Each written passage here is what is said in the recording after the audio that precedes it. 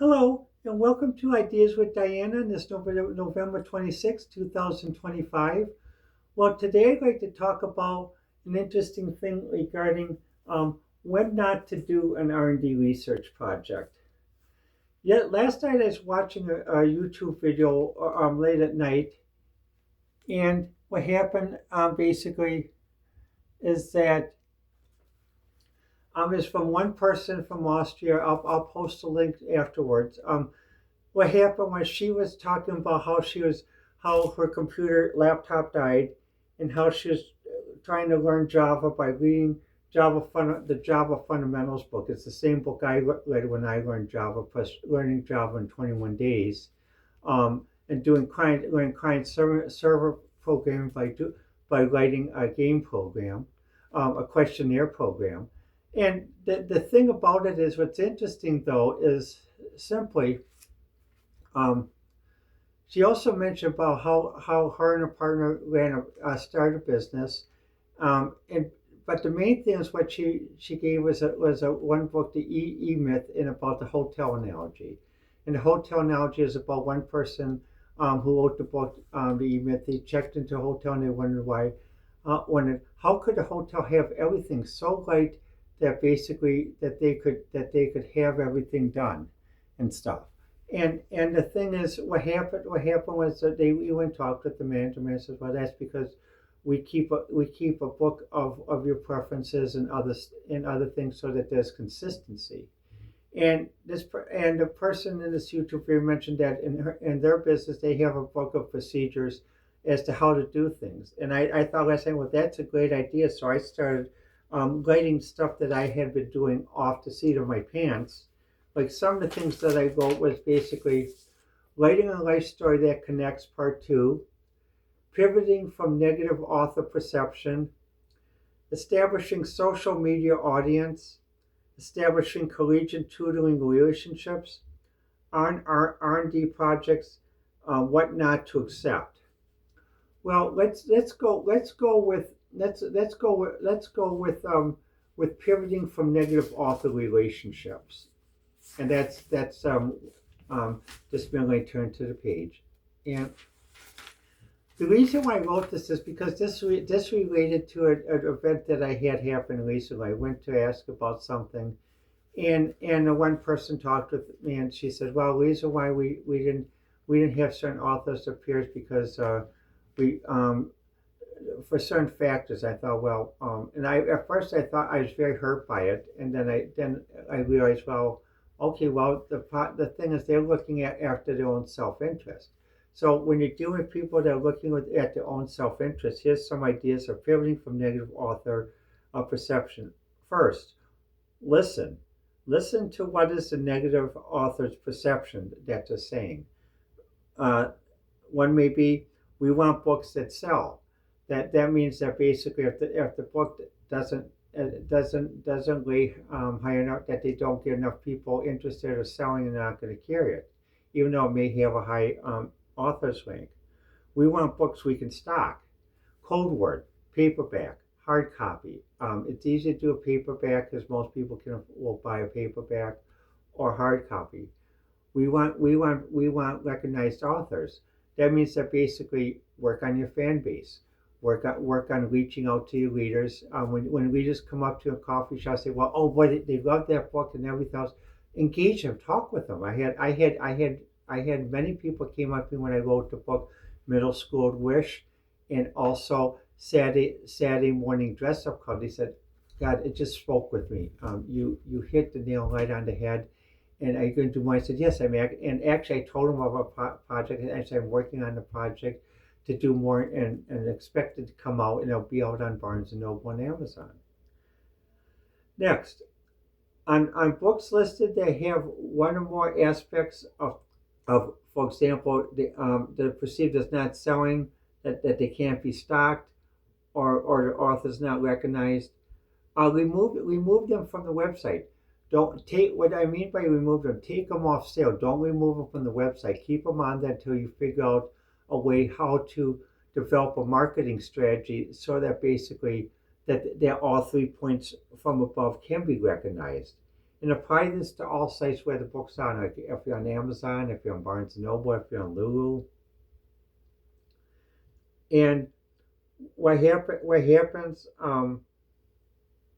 don't post on social media that you remove books from the website. Just quietly remove them. Don't post on social media. I removed this book from it. Don't do that. Fourth, with the books that are remaining, pick at least 3 to promote with the best potential. And remember, focus your promotion. Focus it. Don't use one size does not fit all. Don't try to do the same type of promotion. What happens? Like for example, I have different books on different topics. I have a book that I co-authored with a friend of mine, Lon. Nine nine nine mechanics of one. 9 mechanics later, and nine toes and 1 mechanic later, and it's about the problem he had fixed on 95 Camaro. And the thing is, what we did though is I don't market that the same way I market my LGBTQ books, and I market different than I do my poetry books or my business technical books. So, but what I always do is I follow a certain strategy of basically putting my personal insight into it and having Lon's personal insight. Also, we did a few podcasts on it, and that's how to do it. And next, last part, reevaluate the books that you have set up on the list, and apply point 2 where you decide which ones to take off sale until you can figure it out. And even if those who take off sale, sometimes what the best thing to do is you can try to market it in like one person says like marketing through Leak or Bucket. Sometimes it's better to write another edition. Basically write a second edition to fix the holes in the leaky bucket. Now, the second point I'd like to talk about is basically what R&D projects not to accept. Some guidelines. There's about 15 of them, and the reason why I say this because when you're a DevOps developer or basically a coder or even a designer, you have R&D projects, and also sometimes you face loneliness and depression. And some of these address the thing is projects not to accept because you're lonely, you're depressed, you want acceptance, because people will take advantage of you. And they'll send people that you may like but they actually are working with someone mean behind the scenes. And these are what these points addressed. For example, don't do an R&D project if you're bored, seeking attention or approval, desperate, promise big returns too big to be true, someone posing to know Steve Jobs as they try and say that they may try to sell your project. This may sound like common sense, but even people who are basically in their 30s can get taken advantage of, because there are many people who are emotionally intelligent, immature for the age, and sometimes are very late bloomers. And late bloomers get taken advantage of easily by hawks and by predators. And that's what point 1 represents. Next, you're tired. If you're tired, don't take a project. Don't do a project when you're tired. Stop. Rest. Take a rest. You need a rest. And every day, what I do is I take a siesta from 2 to 4. And with my Barbie collection, we all take a siesta from 2 to 4. 3, you're spinning in your wheels. The best thing to do is to stop. Do a hobby. And what I mean by do a hobby, I mean R&D is not a hobby, and that goes to next 4. R&D is work and not a hobby. What you do in your off time is not a hobby, because you're still doing work. It's just basically you're transferring where you're doing the work from. Do a hobby like the hobby I went back to is making dioramas. My adult Barbie club, and that though, and also my Barbie sorority, making Barbie clothes, making furniture, making doll houses, but not coding. I used to, long time I was tricked into that too. Well, you can do coding, and then what happens? You can do your stuff as a hobby. No, that's still doing work, and you're going to burn yourself out. You're going to get very depressed, and also could get very bitter because when you find out that basically um, your stuff is only valuable if someone can steal from you. When you try to sell from, no, it's not valuable. But then as soon as they can steal from you, they'll sell behind your back. Five, if you're doing a project and it interferes with time for your friends or hobbies, stop. Because what happens, there are many there are certain people that are very unscrupulous, that are very mean, they're very tricky. Again, um, they're like taking advantage of people who are emotionally immature, sexually immature, emotionally intelligent and immature, and they say, the payoff for this risk reward, you're giving up your friends and your hobbies, but you're going to get a big risk reward in the end. It's like a bad preacher saying, well, if you follow my thing, or a bad cult saying, if you follow my thing, you're going to go to heaven, or you're going to go to the good place in the cult or something at the end. No, don't.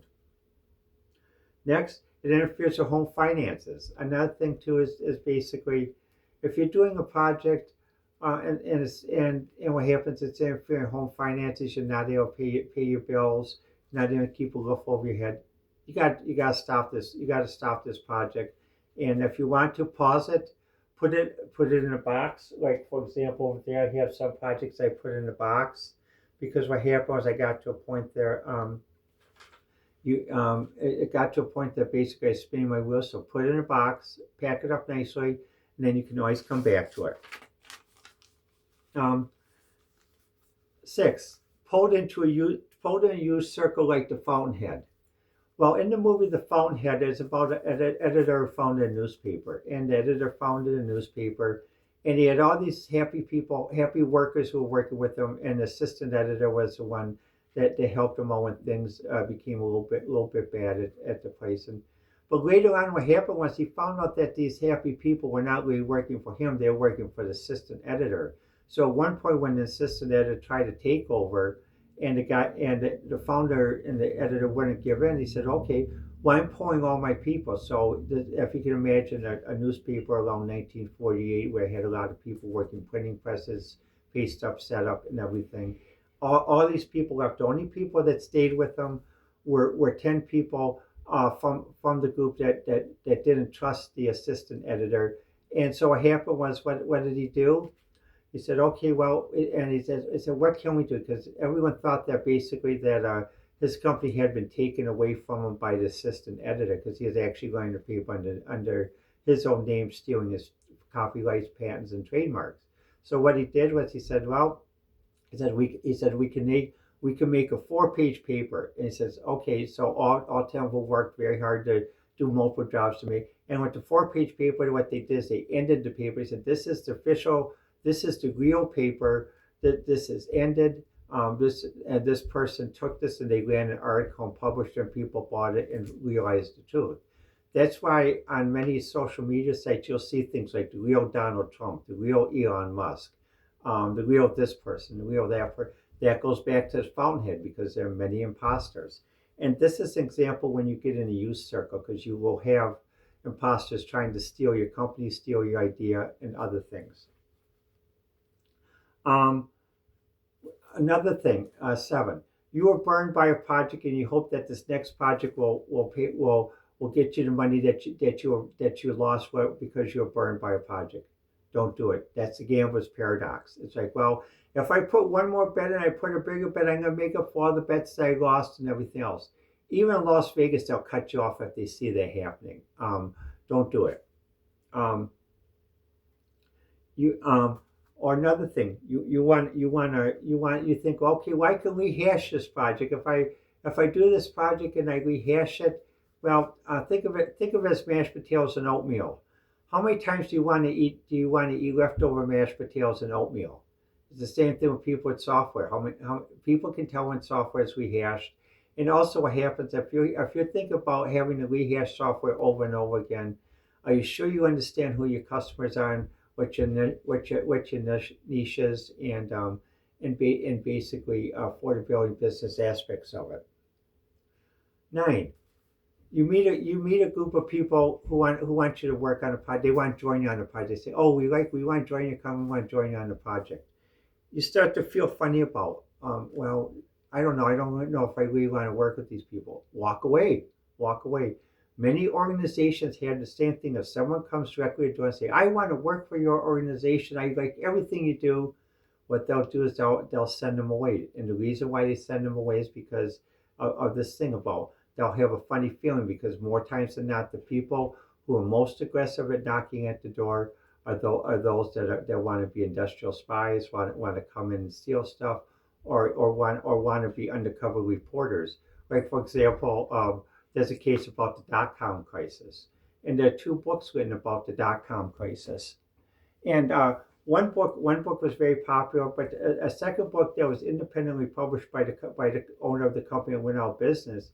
He mentioned about how he had people coming in his business as undercover reporters, and they really weren't interested in working in business, and that's what led to the failure of many dot coms because there were undercover reporters who were trying to they weren't necessarily trying to sabotage, but by basically not showing the right amount of effort and not the type of team loyalty and team spirit, it did sabotage the business. 10. You're recovering from sickness. You were hit too hard by a project. You're going through a lot of stress. Pause. Pause. Again, get some bankers boxes at Office Depot, Office Max. I recommend the Fellows 10 pack. It's about $35. I'm also over here. I have some. And then what I do if you're doing electronics projects like Arduino or something else, what I do is I use grocery paper bags to put the Arduino projects in. So basically, you're using a breadboard with wires, what happens that makes it so that basically if anything does pop out, it stays right in the bag and you can come back to it the other time. You don't have little parts floating around at the bottom of the box. But pause. Just pause because you'll remember, come back later. If you want to take a notebook, write a few notes and put it inside there.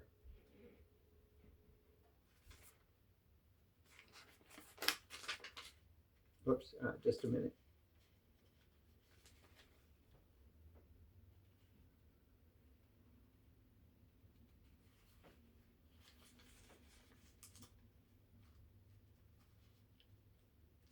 There we go. Um,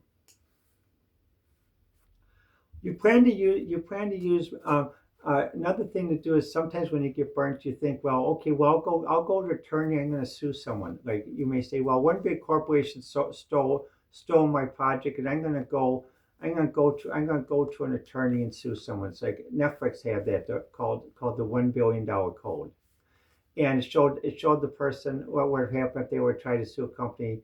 Most companies are situated in Delaware and Chancery Court. And what happens when you try to sue over technical developments on things, and you're not a major corporation, you're going to be put in front of a jury that basically is not knowledgeable about technology. So when you have to defend that your code was stolen, you're gonna have to talk to people in a different way, not in a form of program saying, well, I modified the quick sort algorithm and the 3-4 search to do this with a tweak here. They're not going to understand that. What the attorney on corporate side say, well, it says, well, this person's code can be seen in this coding cookbook. And to most people on the jury, they're not going to recognize the difference between a tweak of one line of code, and they're going to say, well, and the judge is going to say the same thing. It's not significant enough to warrant that was a major change. So this goes back to point. This goes up to point 11.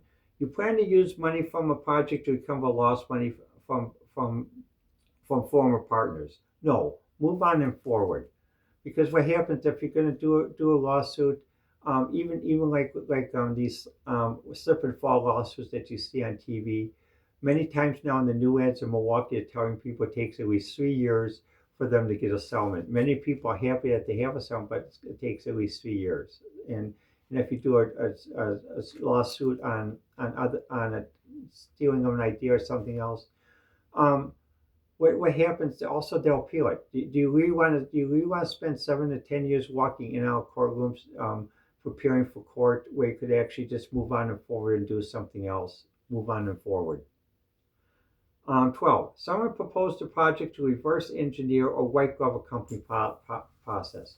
Like someone may say, I got a great idea for a personal assistant. I think would be good software.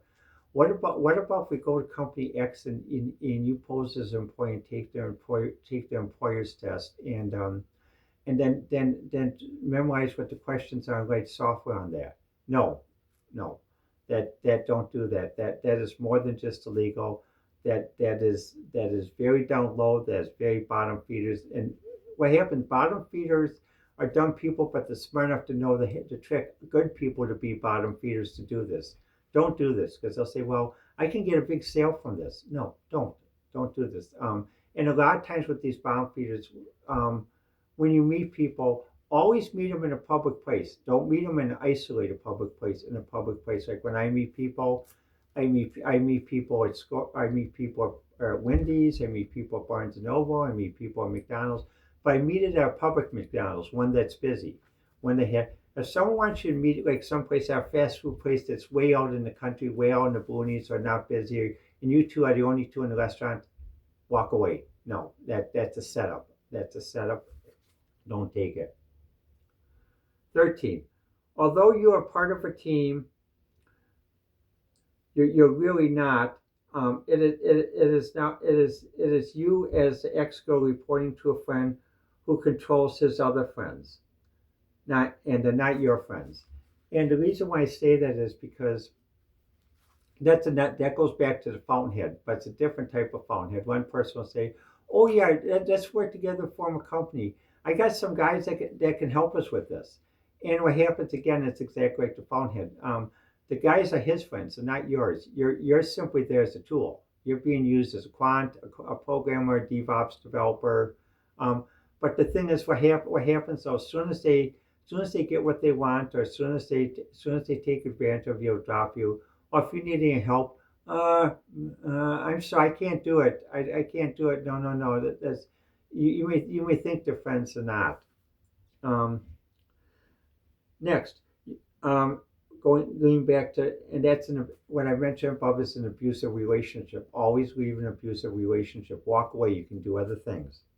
14. You recently left an abusive team or relationship. Yeah. What happens if you had a project where it was abusive team relationship?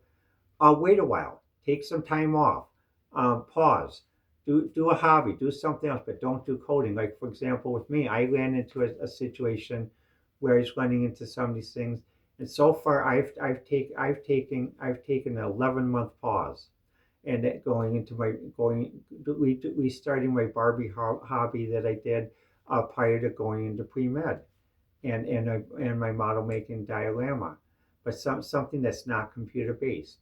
I watch YouTube. I sort of keep up on a few things, but also I make time. I make time to sort of stay with friends every Friday. A friend and I we go out for lunch, and also on Wednesdays we go shopping, and then on the weekends we have wine and cheese.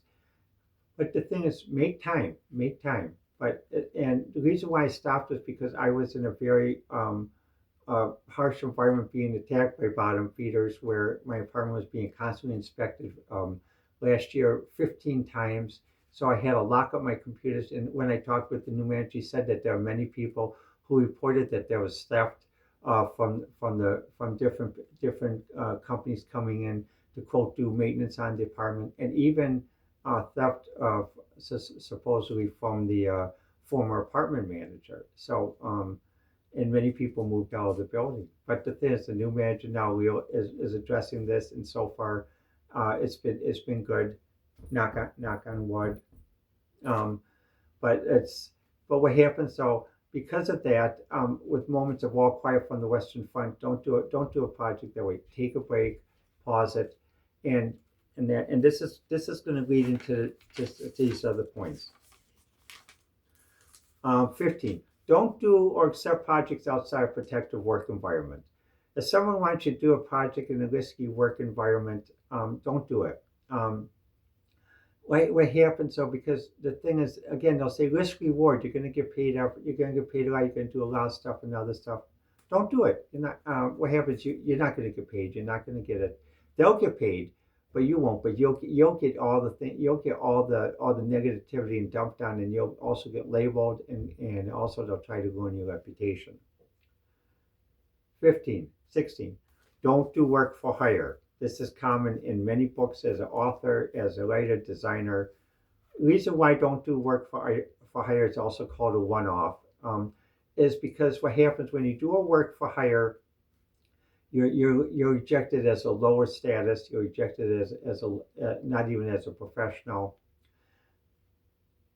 And the other thing about it is when you do work for hire though is the person can resell the work and get royalties, residuals, other things, and not getting anything. So if you consider what you're paid for work, what they get, um, when they get a decent contract, the first month will pay them more than what they paid you. So basically, you're working on less than a penny on a dollar. No, don't do it. 17. Another thing some people try to do, they'll try to get you to sign their contract. Well, here, this is just a simple contract we want you to sign to do this work. No, you get your own contract. The best way is what I recommend is go to Nolo. Nolo has a lot of pre-filled contracts, and also the written as to protect yourself. And also the other thing is don't sign a one-way non-disclosure. Sign a two-way non-disclosure with an extended length. And also remember the jurisdiction. If someone says Delaware, no. Pick a jurisdiction that you're familiar with. Like, for example, if you live in Illinois, pick Illinois. If you live in Wisconsin, pick Wisconsin. Or if you want to pick Florida, but don't pick Delaware. Um, and the thing is, if someone doesn't want to sign a contract and they don't want to provide identification to prove who they are, don't do business with them. If they say, well, no, I don't feel I need to show you my driver's license to prove I am, or I don't feel I have to write that information on the contract. Don't do business with them, because what happens is what that means is basically they may sign it as Joe Smith or John Smith and say, okay,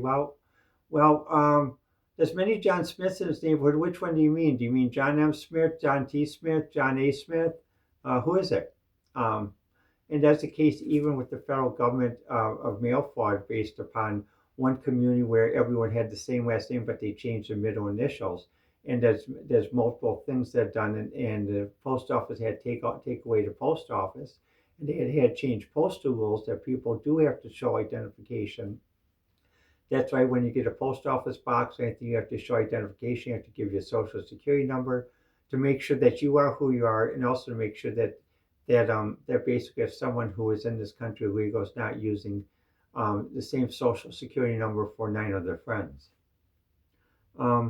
18. Don't do project work in public places, because when you do project work in public places, again, you invite predators, you invite bottom feeders, because they'll say, oh, can you do, would you like to do this and this and this? Would you like to do this and this? And don't. Nowadays what I've done, I have a certain place that I do my projects. I have a certain time, and what happens is that time is done in a way that I feel safe, I feel secure. No one's going to bother me. No one's going to knock on the door. And what happens if it's very late at night? I keep quiet so I don't bother my neighbors.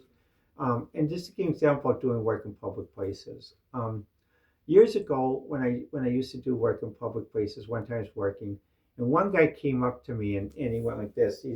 I had a reputation of basically sometimes helping people fix computers. And he came up to me, said, "Fix this." And I said, "I don't know you." He says, "Well, you fix it for everyone else. Why aren't you fixing it for me? Are you racist?" No. If I'm in a librarian camp, says, no, she doesn't have to fix that for you. Well, she fixes it for everyone, so she's obligated to fix it for me. She's the brain. No, she's not. And she said, well, did you offer to pay her? No, she doesn't ask anyone else to be paid. And finally, they called security and threw them out of the library. That's why you don't do it in public places, because even though many times you may feel safe, you're not. And and even as a research, and even when you're doing research as well, when you're presenting your projects, present in a safe place. But also when you travel, when you carry your materials, you carry your laptop, carry it concealed, carry it protected. Like, for example, when I did the adult